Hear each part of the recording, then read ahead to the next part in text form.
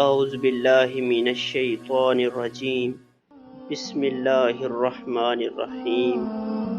معزز دوستو، اللہ سے امید ہے کہ آپ سبھی خیریت سے ہوں گے اور اللہ تعالی آپ کو اپنی حفظ و امان میں رکھے، آمین۔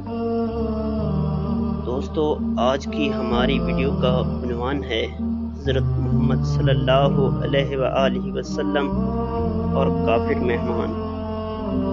حضور صلی اللہ علیہ وآلہ وسلم مغرب کے وقت مسجد نبوی میں تشریف فرما تھے۔ چند کافر آئے اور عرض کی کہ ہم مسافر ہیں، ہمارے قیام و طعام کا بندوبست فرمایا جائے۔ آپ صلی اللہ علیہ وآلہ وسلم نے صحابہ کرام سے فرمایا، آؤ ہم سب ایک ایک مہمان آپس میں تقسیم کر لیں۔ صحابہ کرام مہمانوں کو لے کر چل دیے۔ ایک آدمی جو بے حد بد مزاج اور پیٹو تھا، اسے کسی نے لے جانے کی حامی نہ بھری۔ آخر حضور صلی اللہ علیہ وآلہ وسلم اسے اپنے ہاں لے گئے۔ آپ کے پاس 7 بکریاں تھیں، انہیں دوہا گیا اور دودھ مہمان کے سامنے پیش کیا گیا۔ وہ سارا دودھ پی گیا۔ اس کے بعد اس کے سامنے کھانا لایا گیا، وہ اسے بھی چٹ کر گیا۔ آپ نے اسے سونے کے لیے علیحدہ کمرہ دے دیا۔ خادمہ کافر کے ندیدے پن سے بے حد دکھی تھی، وہ آئی اور دروازہ باہر سے بند کر دی۔ آدھی رات کے قریب کافر کو شدید درد شکم ہوا، وہ رفع حاجت کے لیے اٹھا۔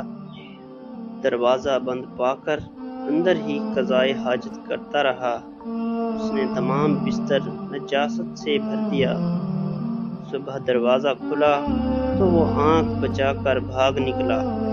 ایک خادم کافر کے نجاست آلودہ کپڑے آپ کے سامنے لایا تو آپ نے فرمایا، لوٹا لاؤ، میں ان کپڑوں کو دھوؤں گا۔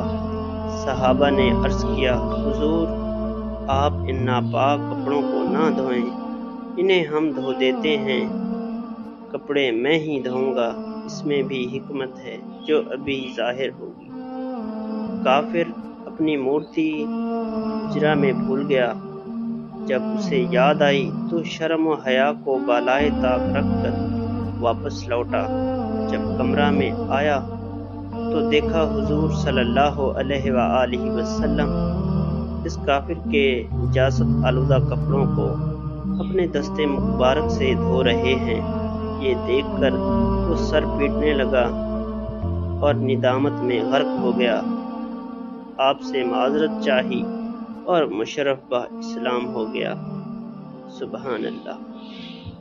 مزید ایسی ویڈیوز دیکھنے کے لیے ہمارے چینل کو سبسکرائب کر دیں اور بیل کے آئیکن کو پریس کر دیجیے تاکہ آنے والی ہر نئی ویڈیو کا نوٹیفیکیشن آپ کو بر وقت ملتا رہے۔